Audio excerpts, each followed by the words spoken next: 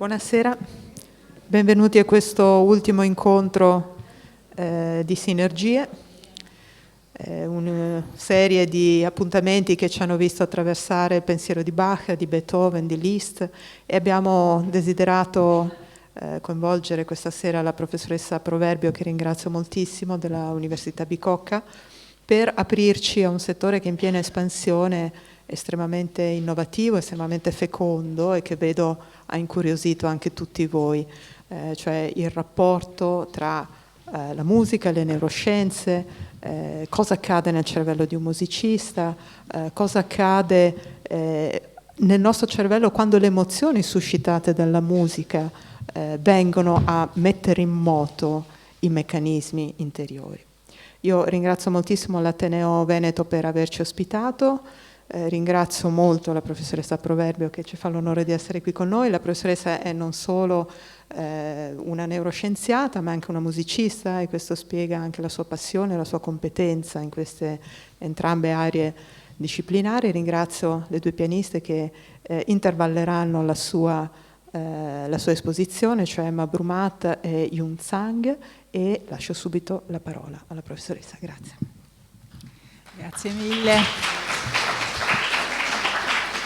Ringrazio moltissimo Letizia per questo bellissimo invito a partecipare a questa conferenza concerto. È acceso? E sono contentissima di essere anche in questa bellissima sala e per parlarvi appunto di neuroestetica, cioè di come fa il nostro cervello a interpretare emotivamente la musica, no? Tutti noi sappiamo che quando ascoltiamo un brano musicale proviamo delle sensazioni e i neuroscienziati cercano appunto di capire qual è il meccanismo e come mai ascoltando brani diversi ne traiamo sensazioni diverse, no? Quindi questa è un po' la magia della musica e i neuroscienziati appunto cercano di capire come funziona. Allora, innanzitutto, quando ascoltiamo la musica proviamo una sensazione di piacere se apprezziamo la musica, quindi noi ascoltiamo la musica perché ci piace. E nel nostro cervello, quando noi apprezziamo una musica, si attivano delle regioni, delle strutture che fanno parte del circuito della ricompensa, che si attivano normalmente quando noi proviamo piacere, o perché mangiamo una fetta di torta o perché facciamo qualcosa che ci dona molto piacere. Sono le stesse che si attivano quando noi traiamo piacere dalla musica. Sappiamo anche che la musica, come dicevo prima, è in grado di trasmettere precisi significati emotivi, quindi per esempio può darci una sensazione di tristezza, oppure di nostalgia, oppure di serenità. E è in grado anche di trasmettere precisi significati semantici, quindi narrativi. Per esempio, quando guardiamo un film, certe volte è la musica che ci racconta delle cose piuttosto che la scena, no? Che in sé per sé sarebbe neutra. Inoltre la musica ha la capacità di stimolare il movimento, no? Abbiamo, soprattutto quando c'è molto ritmo nella musica, quindi per esempio la musica da ballo, no? Abbiamo la tentazione di muoverci a ritmo. E questo accade perché la musica stimola delle regioni nel nostro cervello, la corteccia motoria, il cervelletto, che sono adibite appunto al controllo del movimento. Quindi noi abbiamo l'impulso proprio di muoverci a ritmo.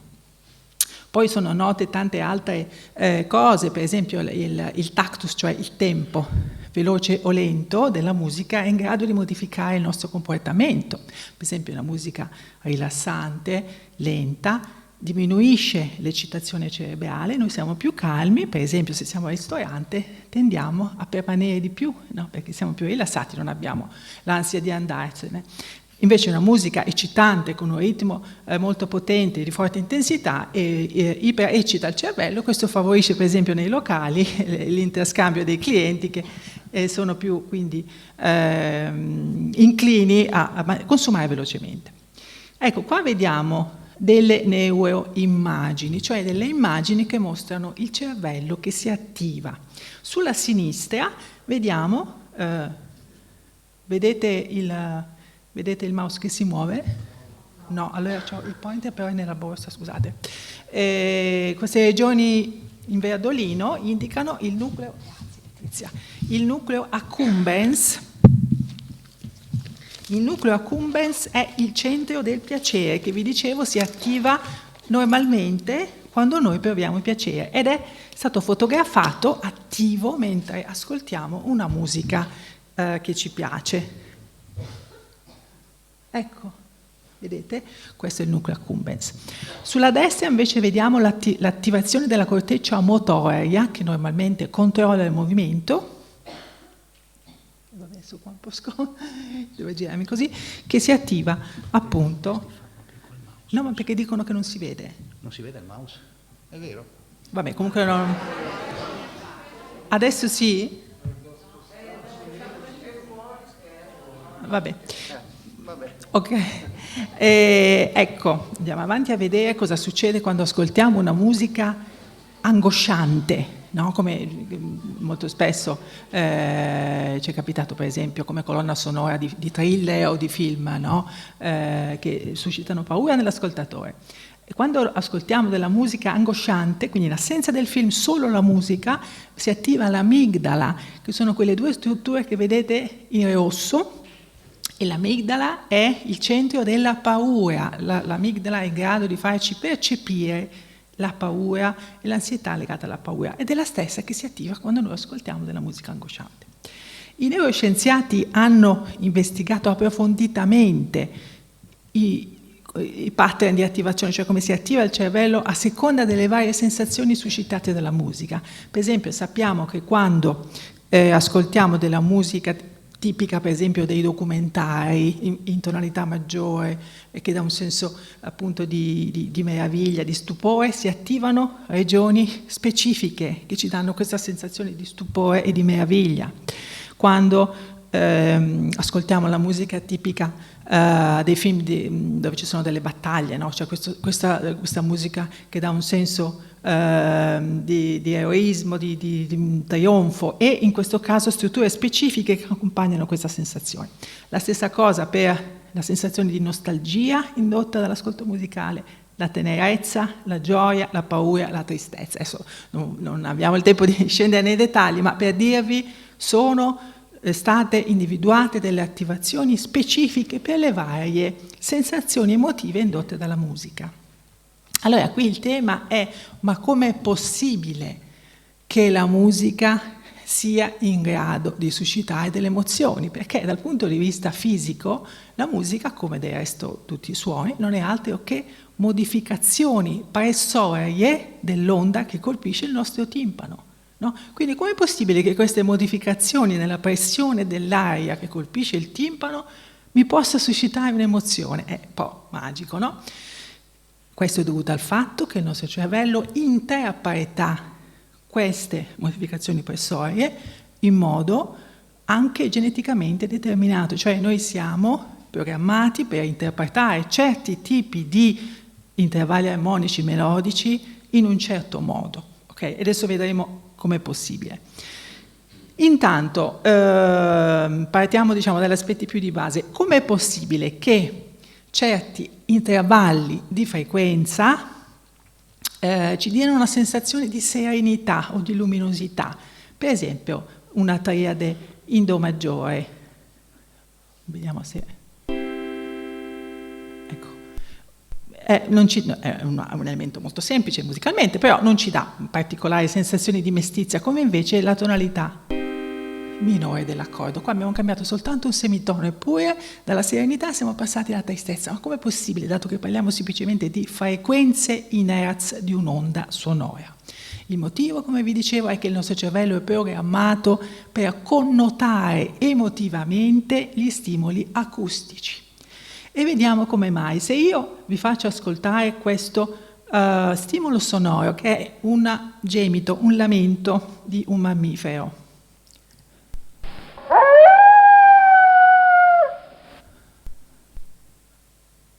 Vabbè, si è interrotto. Comunque, non è un semplice suono.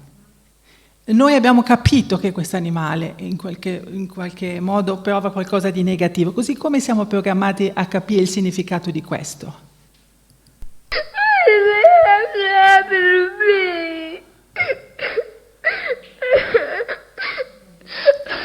Come facciamo a capire che questa donna sta piangendo, si sta lamentando? Perché il nostro cervello riconosce automaticamente il significato di questi suoni e interpreta, naturalmente questi sono dei suoni che hanno una loro, ci sono i loro intervalli, c'è una specie di tonalità, ci sono degli intervalli tipici della tonalità minore, la terza minore, la settima diminuita, quindi il cervello riconosce che questa ragazza si sta lamentando, sta piangendo e trasmette empaticamente una sensazione di tristezza e di dolore. Ecco perché noi usiamo gli stessi meccanismi per interpretare la musica, anche se non l'abbiamo mai sentita. Il motivo per cui questo accade è che la voce umana, se si fa l'analisi dello spettro acustico della voce e la presenza di particolari intervalli di frequenza fra le formanti, si osserva che ci sono degli intervalli che sono tipici della musica, la scala cromatica, l'ottava, la quinta, la terza. Quindi noi quando usiamo questi intervalli il cervello li riconosce, li tratta come se fossero i suoni della voce umana, perché fanno parte, questi intervalli di frequenza fanno parte della voce umana. Quindi le stesse regioni del cervello, il geotemporale superiore in particolare, che riconosce la voce umana, analizza anche la musica e la interpreta inconsapevolmente. Ci sono alcuni aspetti genetici per cui noi siamo in grado di riconoscere il significato delle vocalizzazioni. Vocalizzazioni sono, ne so, il pianto, le risate, i lamenti, no? E questo avviene in modo così automatico che avviene addirittura a livello del nervo acustico. Quindi, come sapete, il suono, quando colpisce la membrana timpanica, dopo 1 millisecondo dall'inizio della stimolazione acustica, arriva nel nervo acustico che si trova qui e che trasmette l'informazione al cervello. Già il nervo acustico, vedete, mostra dei picchi di risposta che dimostrano una preferenza per gli intervalli che vedete, in particolare l'ottava, la quinta, la quarta, la terza. Quindi già la semplice cellulina del nervo acustico preferisce gli intervalli della scala cromatica. Quindi siamo predisposti geneticamente a comprendere la musica. E poi dopo vedete c'è anche il triangolo dell'encefalo, ovviamente, e se si chiede a un gruppo di persone quale intervallo preferisci, l'ottava, la quinta, la terza, oppure gli accordi maggiori, i minori, vedete in basso diminuiti e aumentati, c'è una straordinaria similarità tra la sensazione soggettiva, la preferenza estetica soggettiva e quello che il cervello fa automaticamente per analizzare e comprendere il significato della voce umana e delle vocalizzazioni. Ecco quindi spiegata la magia come è possibile che queste semplici modificazioni di pressione vengano interpretati emotivamente dal nostro cervello.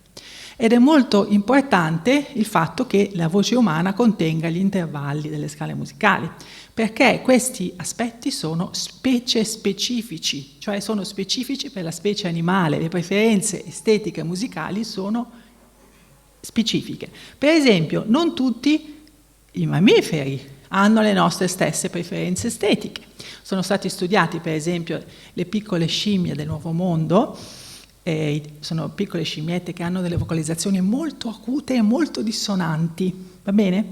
E è stato con degli esperimenti molto interessanti in cui si mettono queste scimmiette all'inizio di un corridoio e poi ci sono delle stanze con delle casse acustiche e la scimmia può scegliere in quale stanza soggiornare, no?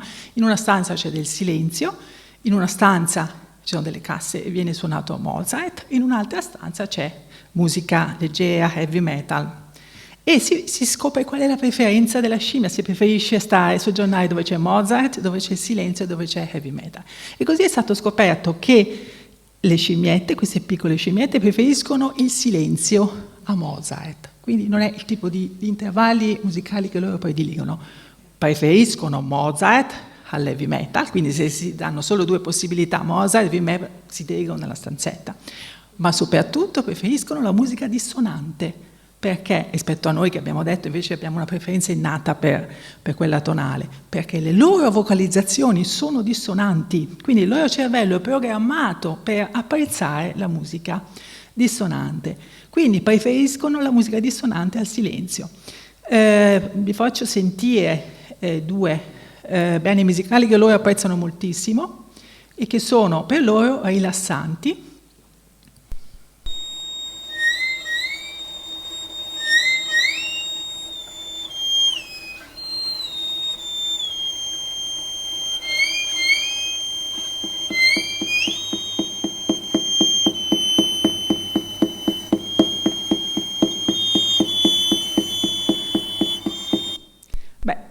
interessanti, piacciono molto anche a me, pur non essendo, però naturalmente contengono delle dissonanze, vedete, poi sono molto acuti. Questo è il loro Mozart, no? È il Mozart per queste piccole scimmiette. E questo è un altro tipo di musica che per loro è minacciosa, loro interpretano questa musica come minacciosa.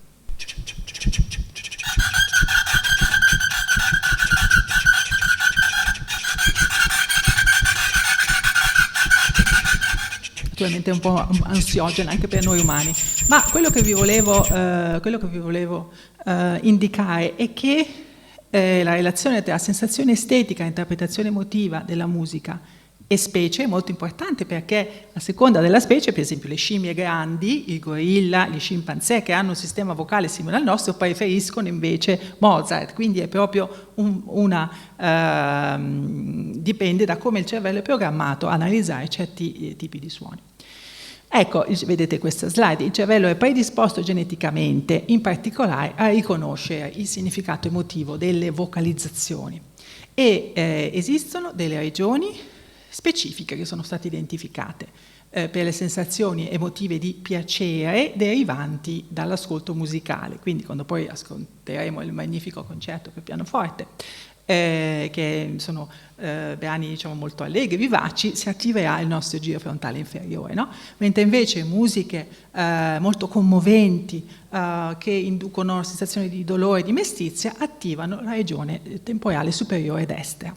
Queste due regioni sono le stesse che si attivano quando noi ascoltiamo una persona che piange, che si lamenta, che geme per il dolore, oppure una persona che produce vocalizzazioni che denotano il suo benessere, il suo stato di felicità. Quindi c'è una strettissima relazione tra le vocalizzazioni e come noi le interpretiamo e la musica.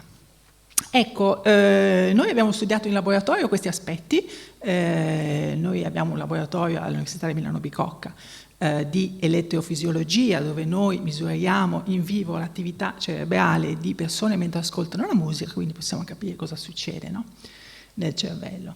Per studiare effettivamente se ci sia una relazione tra la capacità di elaborare le vocalizzazioni e la musica, abbiamo confrontato vari tipi di stimoli che abbiamo fatto ascoltare alle nostre cavie, diciamo. Per esempio, frasi con una prosodia negativa, per esempio, vedete, oh, povero me. Quindi qua c'è il messaggio linguistico, semantico, ma c'è anche la prosodia, il profilo melodico, vedete, discendente. Se io trasformo questo profilo melodico in musica, ottengo una musica, vedete, vi faccio subito sentire l'esempio. Se io, vediamo se... Questo è un po' basso forse, sì. Va bene, questo è un apprezzamento, questo è gioia. Bene, se io trasformo vocalizzazioni umane in musica, che cosa ottengo? Quindi per l'apprezzamento,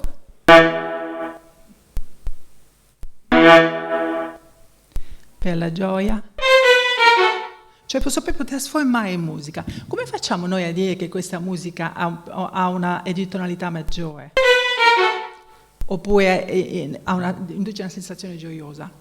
Perché abbiamo dei meccanismi innati per comprendere il significato emotivo della musica. La stessa cosa, adesso vediamo se riusciamo solo con la paura. Si interrompe un po' il suono, ma comunque fa niente.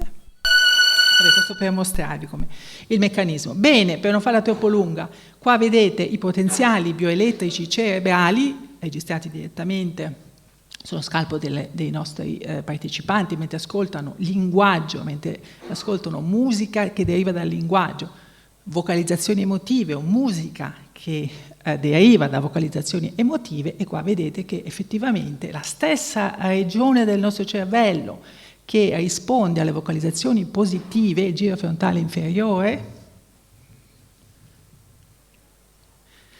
è la stessa che si attiva quando ascoltiamo la musica, diciamo che associata al tono emotivo positivo. Viceversa, per le vocalizzazioni negative, gemito, pianto, attivano il giro temporale destro, e la stessa regione si attiva quando ascoltiamo musica commovente.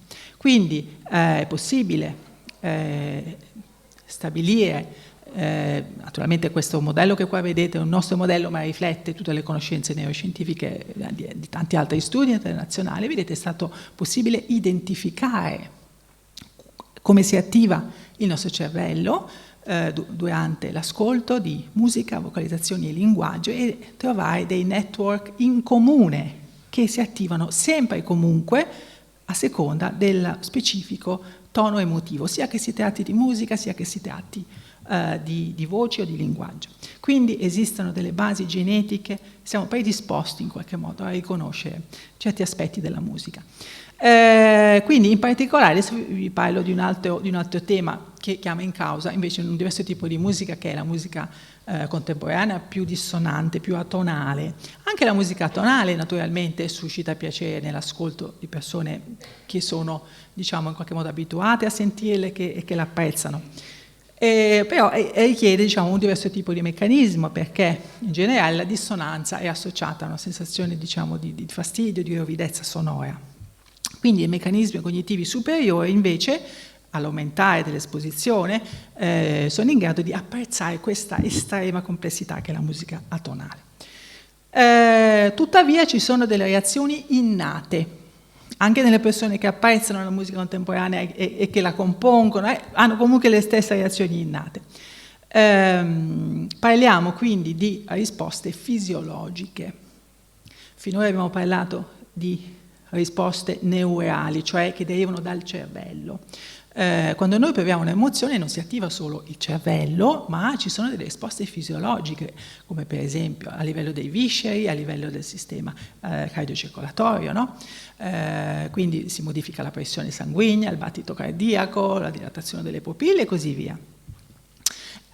Abbiamo studiato come l'ascolto di diverse tipologie di musica modifica le risposte fisiologiche.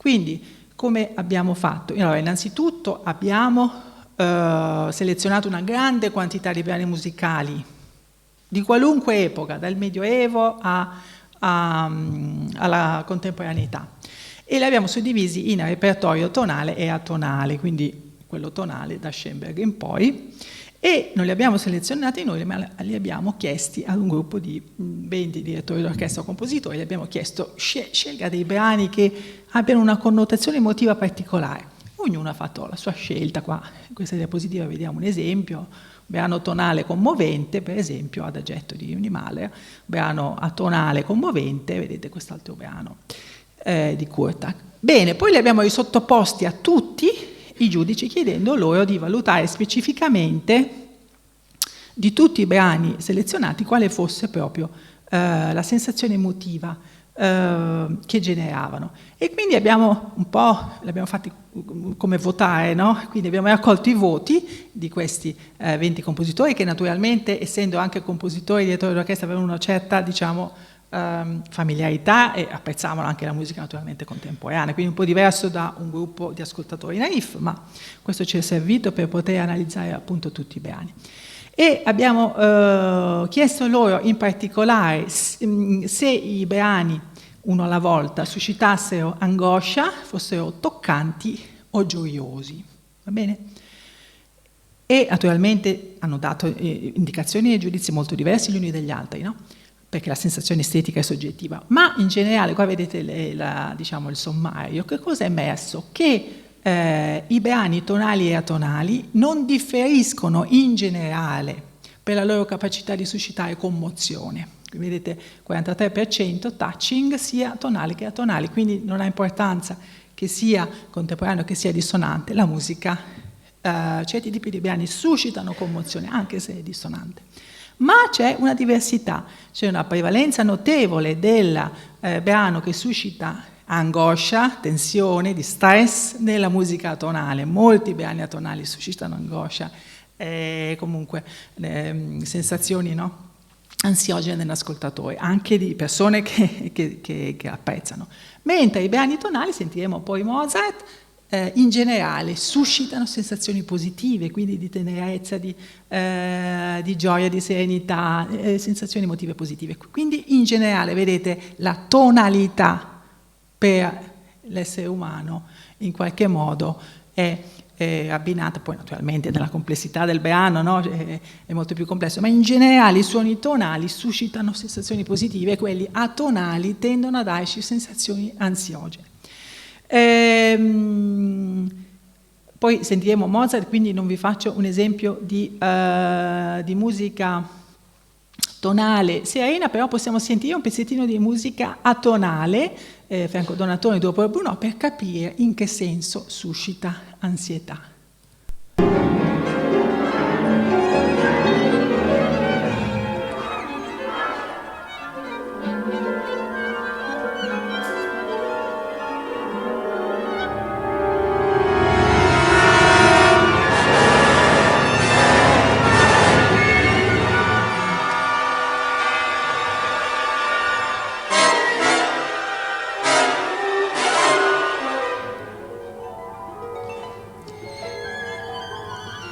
Ci sono una serie di elementi in questo brano che sono in grado di suscitare ansietà e che questa ansietà è misurabile.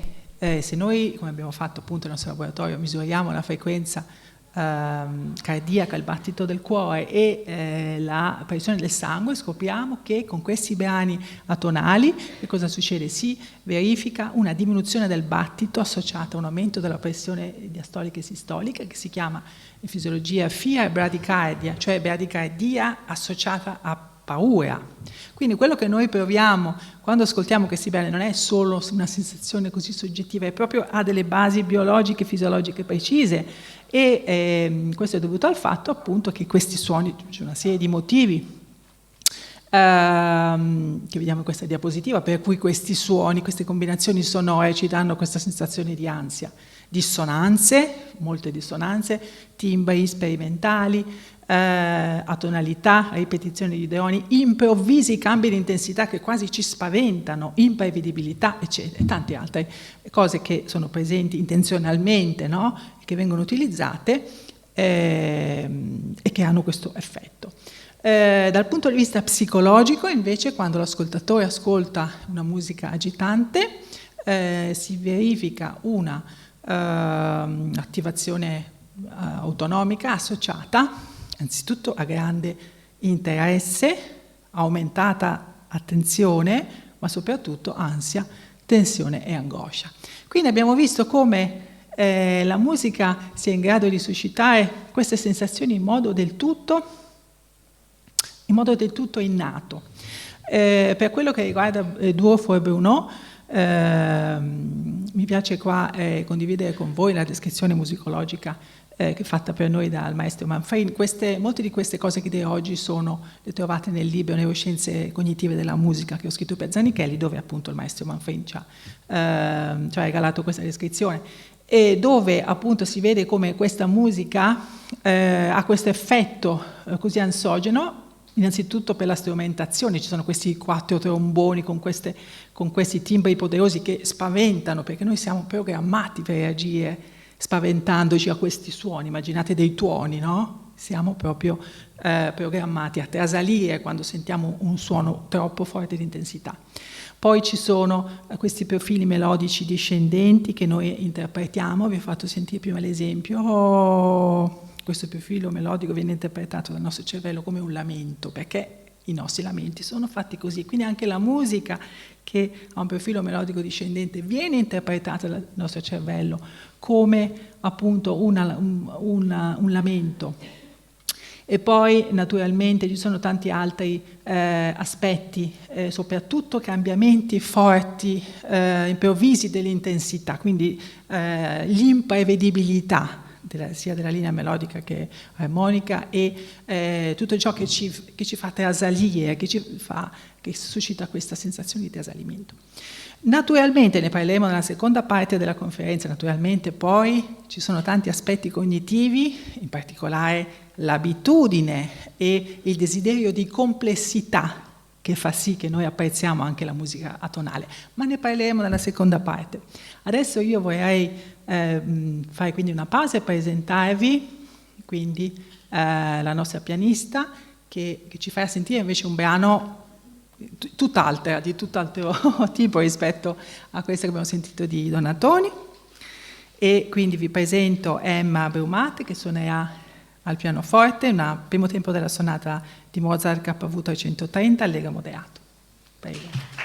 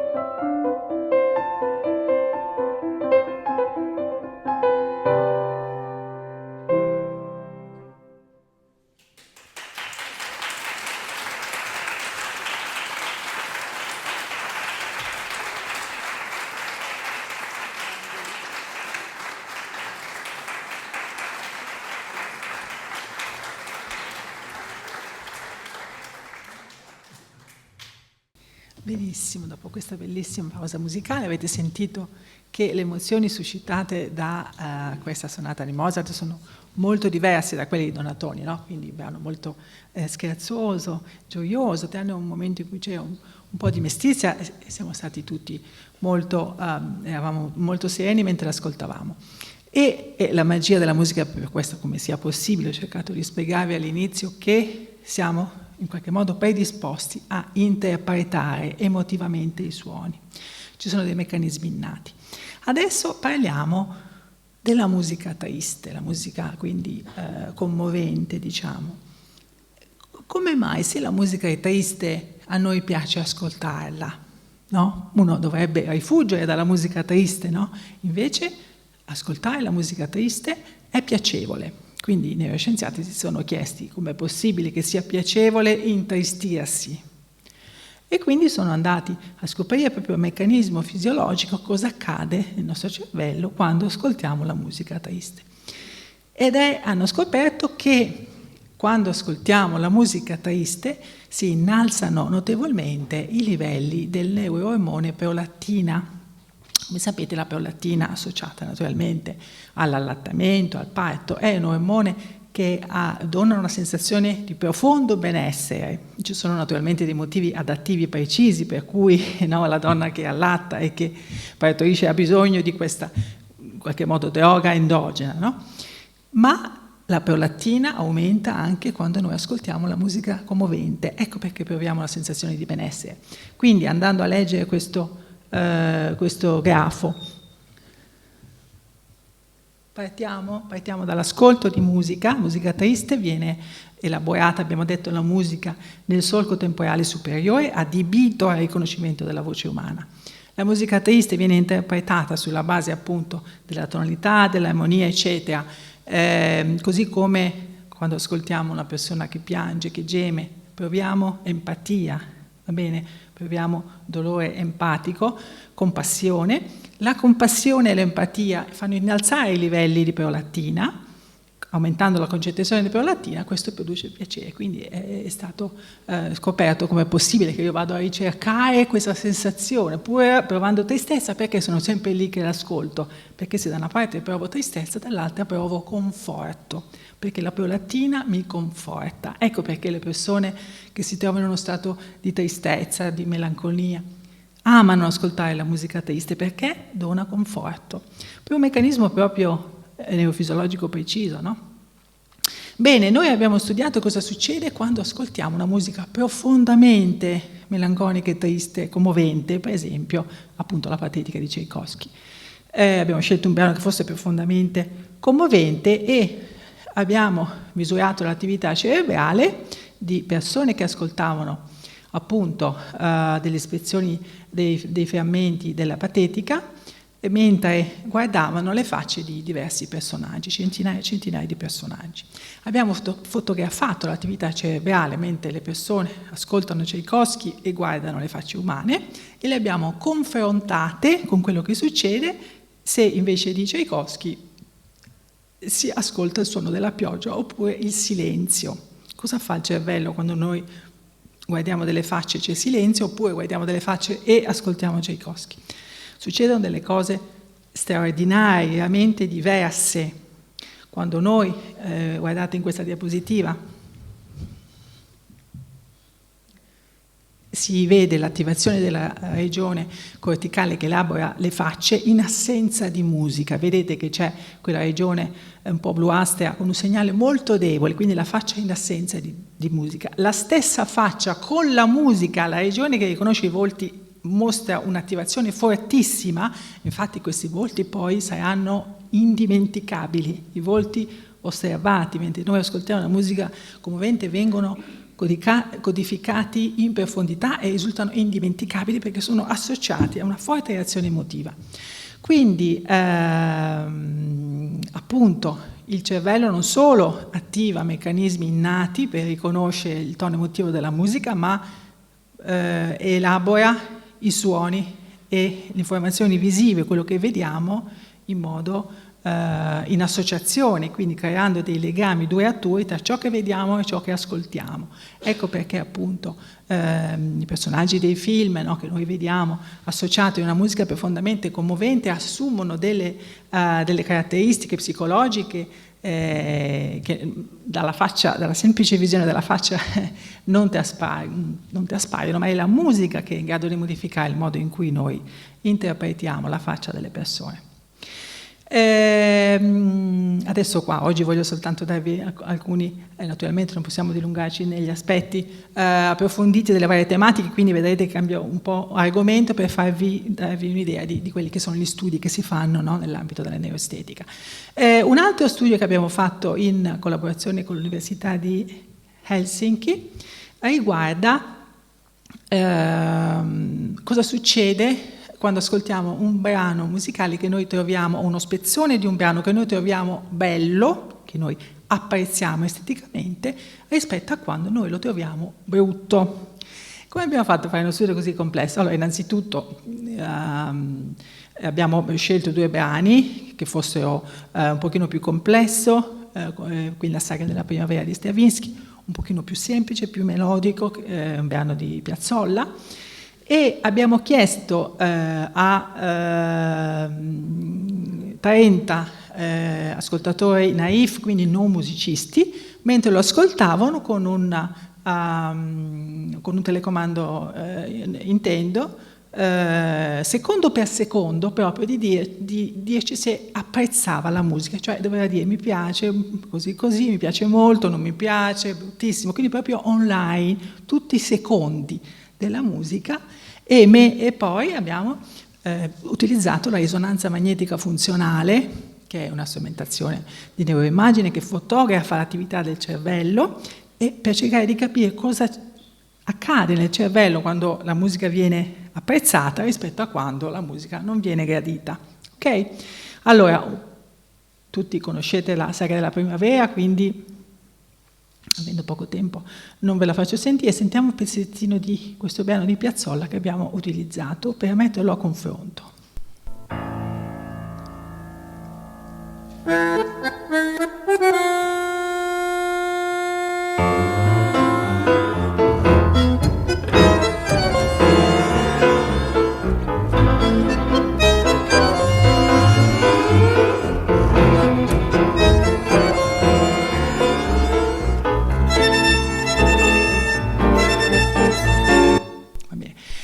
Innanzitutto abbiamo chiesto alle persone se preferivano Piazzolla o se preferivano Stravinsky.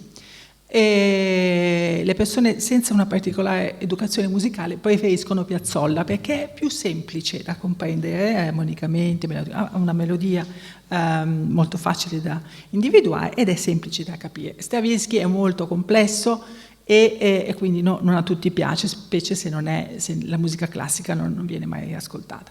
In questo grafico che vedete è stata osservata una forte correlazione tra il numero di anni di studio della musica, quindi 2 anni, 5 anni, 10 anni, 15, e l'apprezzamento di Stravinsky.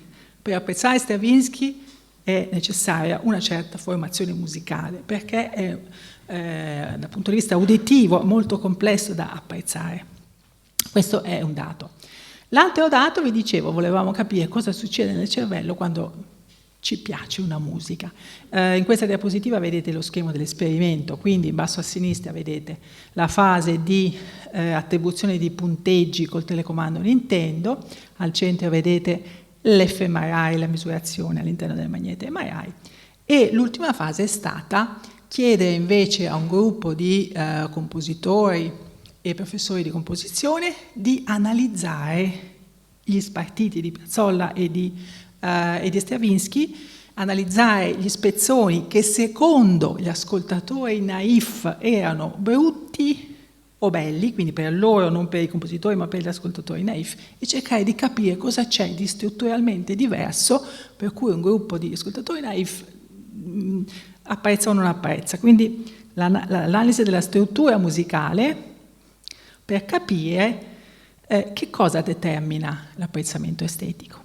Quindi qua vedete un esempio per farvi capire quanto lunghi erano i frammenti. Quindi vedete il primo frammento in rosso è giudicato positivamente, quello successivo troppo complesso dal punto di vista, vedete, armonico e anche ritmico e anche esecutivo, troppo complesso viene giudicato brutto, o se non altro meno bello. Ecco, in generale, quindi è stata un'analisi, come potete immaginare, molto complessa, ma in generale quindi noi abbiamo chiesto di valutare l'aspetto tradizionale innovativo, prosaico sublime, triviale originale, quindi una dicotomia, no? Noioso interessante, semplice complesso, lento veloce, triste allegro e così via, tonale a tonale. Quindi sono emersi delle caratteristiche specifiche, quindi in generale, innanzitutto, Stravinsky è apprezzato molto di più dai compositori di quanto abbiano fatto gli ascoltatori naif, l'abbiamo già detto, no? Quindi, e in particolare ciò che le persone dicevano è brutto di Stravinsky era perché era atonale, perché era sublime, perché era innovativo, originale, interessante, cioè quello che i compositori dicevano essere sublime, originale, innovativo determinava la bruttezza, no?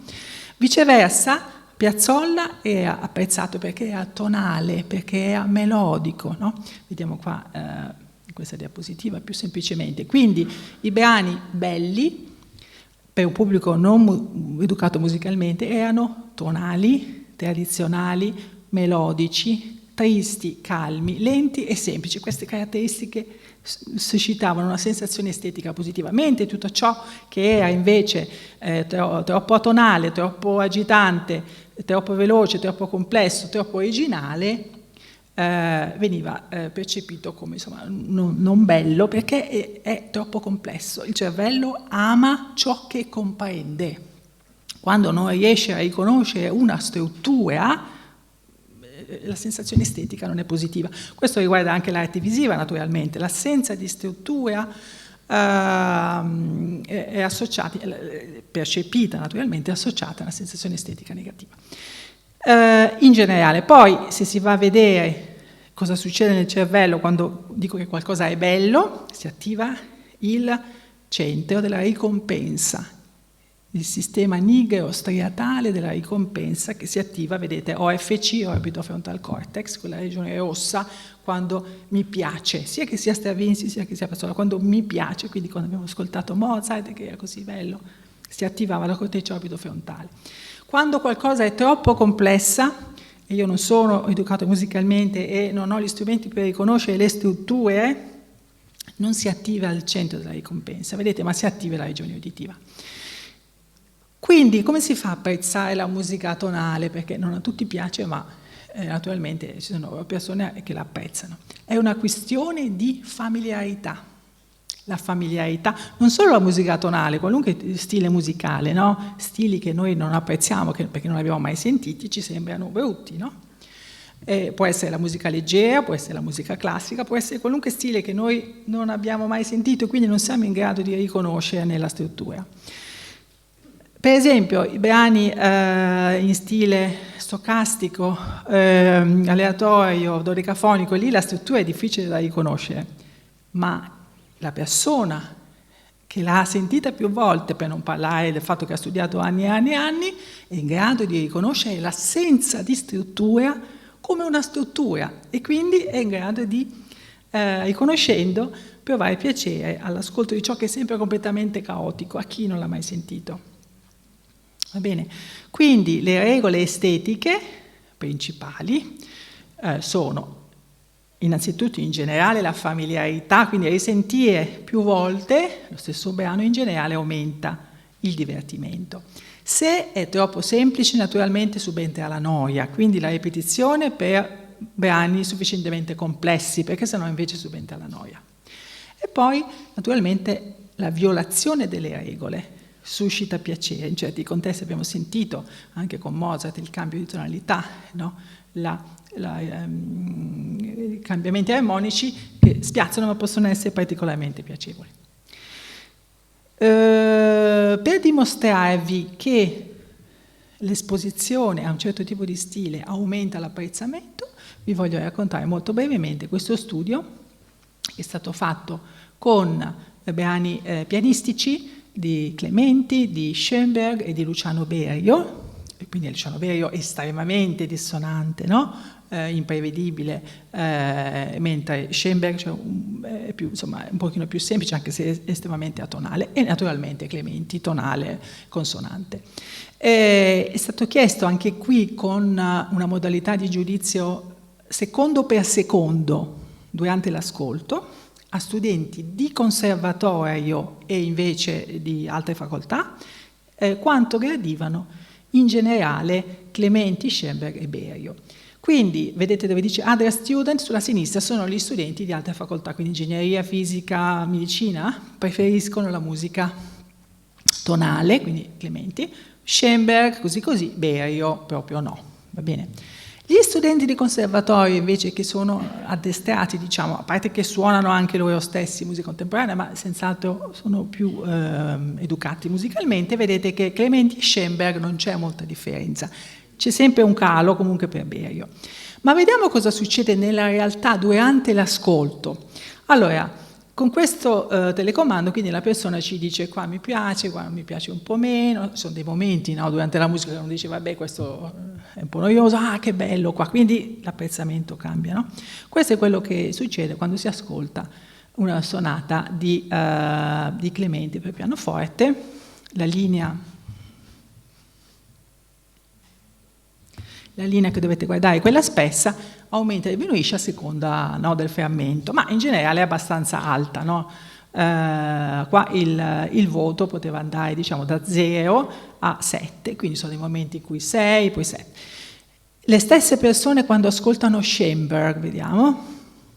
Allora, innanzitutto si parte da 0 proprio, Schoenberg, e mano a mano che va avanti il brano, la persona che non ha mai sentito Schoenberg comincia a riconoscerne la struttura. Il cervello automaticamente comincia a capire, ok, la stessa nota non si ripete mai, quindi c'è una struttura, c'è una regola. Il cervello automaticamente, lentamente, fornisce uno strumento di comprensione. Vedete che la curva aumenta leggermente.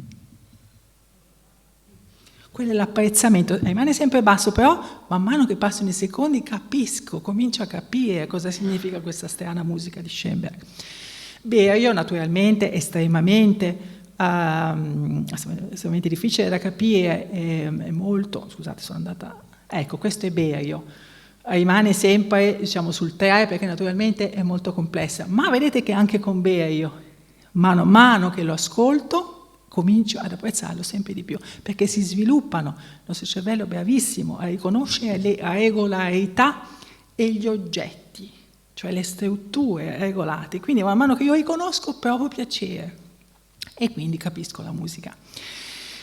Quindi questo in generale. L'ultima cosa a cui voglio accennare, ed è fondamentale, è la nostra risposta fisiologica alla dissonanza. Ok?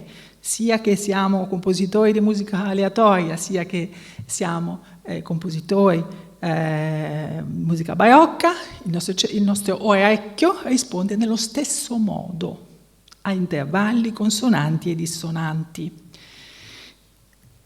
Allora, come sapete, la consonanza e la dissonanza riflette la relazione armonica tra intervalli, no? Per cui vi faccio sentire, adesso vediamo se riesco. Ecco, questo è un accordo consonante, vedete? I suoni si fondono, a parte la sensazione estetica piacevole che abbiamo, i suoni si fondono e il cervello riconosce un oggetto. E questo è il motivo per cui lo troviamo piacevole. Ascoltiamo questo intervallo dissonante. Non si capisce bene la relazione armonica tra i suoni e ci sono anche i battimenti che danno una sensazione fastidiosa. Dal punto di vista fisiologico, cioè delle risposte delle cellule, che cosa succede? Allora, quando due suoni sono troppo vicini in frequenza, naturalmente si generano i battimenti e la sensazione è proprio fastidiosa, dolorosa quasi, no? Quando sono sempre abbastanza vicini, quindi battimenti, vedete una differenza tra due suoni 500 Hz e 504 Hz, quindi solo 4 Hz di differenza, molto spiacevole. 40 Hz di differenza è dissonante, è aspero, non è più doloroso ma è aspero. 200 Hz di differenza ha una sensazione piacevole. Queste risposte fisiologiche non dipendono dalla cultura, ma sono innate, sono specie specifiche, cioè sono della specie umana, delle grosse scimmie grosse, quindi gorilla, esseri umani.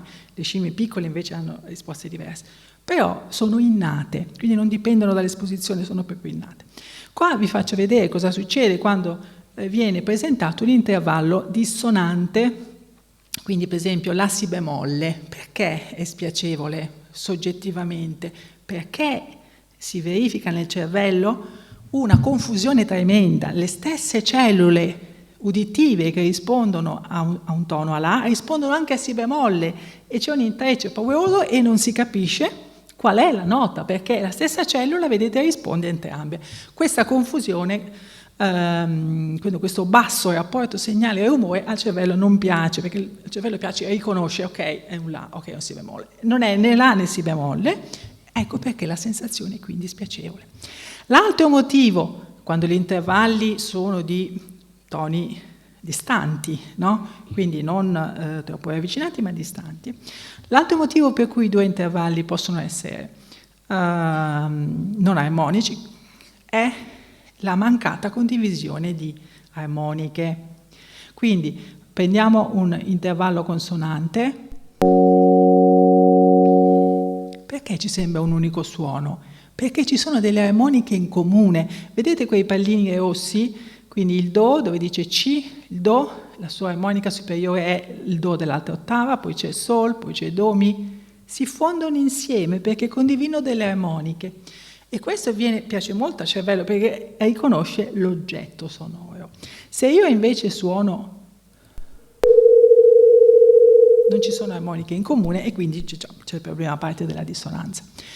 Questi meccanismi che abbiamo detto sono innati, infatti si osservano anche nel neonato. È stato fatto uno studio al San Raffaele con la risonanza magnetica funzionale, sono stati somministrati a questi neonati di 2 o 3 giorni degli spezzoni musicali di musica tonale classica, quindi Schumann, Bach, e in alcuni pezzettini veniva alterata la musica, l'accordo originale veniva trasformato in dissonante. Quindi i bambini, vedete, appena nati rispondono in modo estremamente diverso. Vedete, questa è la risposta al brano originale di Bach, poniamo.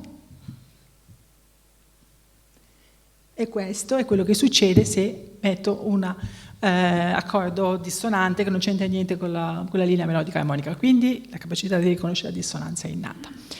Bene, abbiamo parlato di tantissime cose, ma è proprio così che funziona, cioè ci sono tantissimi aspetti in gioco quando si parla di musica, naturalmente, no? C'è innanzitutto, abbiamo detto, il gusto personale, da persona a persona cambiano le sensazioni.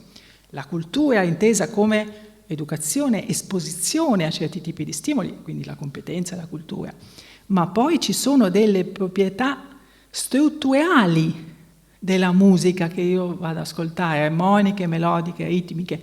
Questi aspetti strutturali interagiscono con il mio cervello e agiscono su meccanismi neurobiologici innati, quelli che vi ho fatto vedere all'inizio, che rispondono alla voce umana.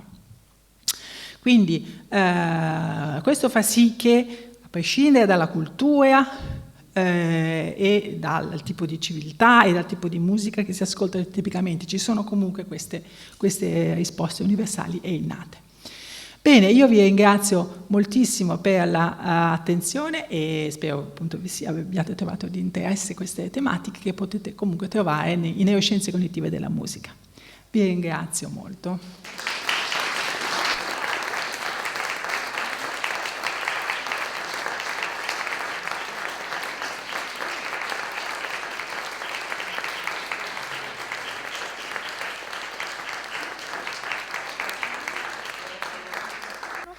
Grazie mille, adesso introduco la nostra seconda pianista, Yun Zhang, che eseguirà per noi il primo tempo, sempre di Mozart, la sonata KV 280, Allegro assai. Prego.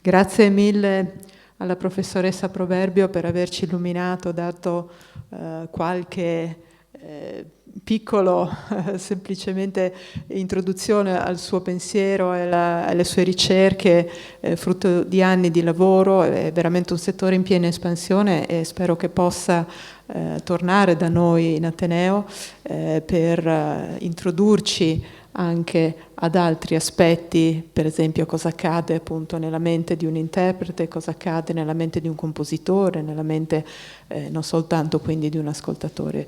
Io ringrazio molto anche Yuna ed Emma e ringrazio voi per essere stati con noi e vi ricordo che venerdì avremo l'ultimo appuntamento di Musica e Filosofia, avremo il dottor Del Soldà. Sarà un evento dedicato a ripensare la città attraverso gli antichi e quindi come possiamo utilizzare la filosofia antica per reinventare anche la nostra città di Venezia. Grazie mille.